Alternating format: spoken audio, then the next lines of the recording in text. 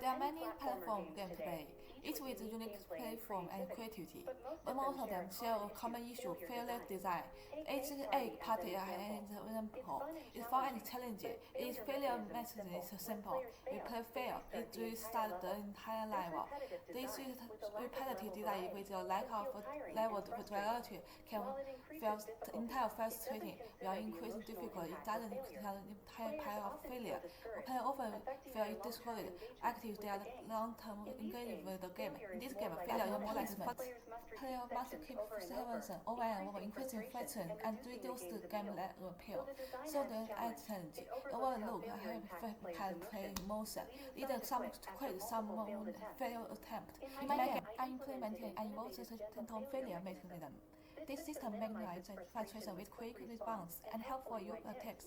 It introduces show motion into play as a skill, encouraging players to explore gameplay instead of just punish them. When players face difficulties, they are not helpful. They are motivated by trying new strategies or approaches. Level design. The level design in my game features interactive paths that make great player dynamic. One option is swinging ball, which challenges play with its contrast motion. I used rotation, note, and conclusion detection in blueprint to create a swing effect. The ball speed and angle can plug the timeline node, and when the player connects with it, I used down character node to apply a character push based on the swing motion. Challenges increase with the unpredictable motion of the ball. Another key point is the launch pad. When players step on it, I use the launch creator node to trigger a jump. Dynamic just using a floating variable. The height of the challenge is random. Adding unpredictability is to the challenge. The clock spinning platform is another high-risk prop that not players often quite with it.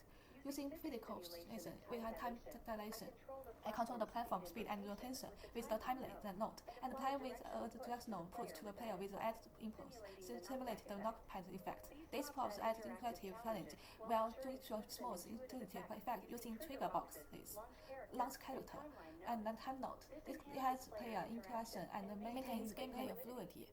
Player controller design. The player controller blueprint is the key to management movement, jumping, environmental interactions, and animation translations.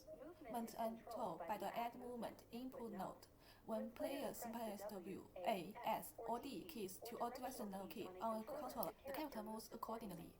To ensure movement follow the player's perspective, I use the get control rotation node to obtain the player view direction and calculate movement direction with get right vector and get forward vector.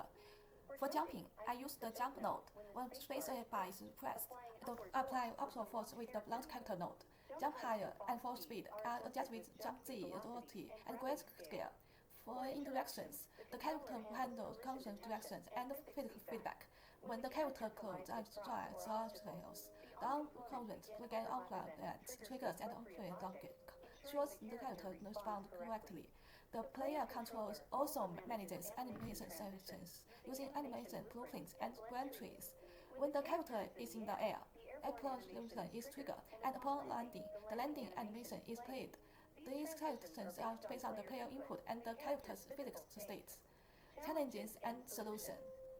Throughout the project, I encouraged several technical and direct challenges. One of the biggest was to design the failure mechanism. In many traditional platforms, failure may not from the beginning, with increasing difficulty but often discourage players. The challenge was to create a failure system that maintained the challenge but doesn't overwhelm players with frustrations.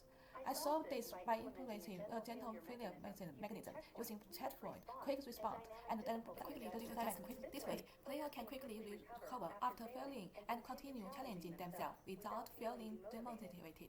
Another challenge was balancing the game's difficulty during level design. I needed to ensure the game was challenging but not too difficult. To achieve this, I used a dynamic difficulty adjustment system, modifying the default in real time based on the player performance. This allows experienced players to fail challenges, while newcomers can enjoy the game at the comfortable pace. Exploration, environmental, people process. The development process was experimental, and critical. I constantly events with failure mechanisms, level designs, and difficult balancing. After its integration, I just based on the player feedback and portrait testing. Eventually, created a failure system and was challenging and motivating.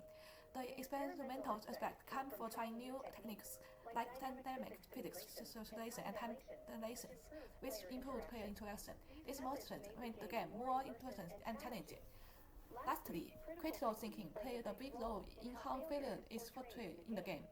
I didn't want failure to be just a setback, but part of the learning and growth process for players. This approach reflected a choice. Structured failure system was not only functional but also emotionally rewarding. This process allowed me to overcome technical challenges and create a game that both fun and emotionally engaging. It showed me that the game design isn't just about the skills, it's also about creativity and thoughtful reflex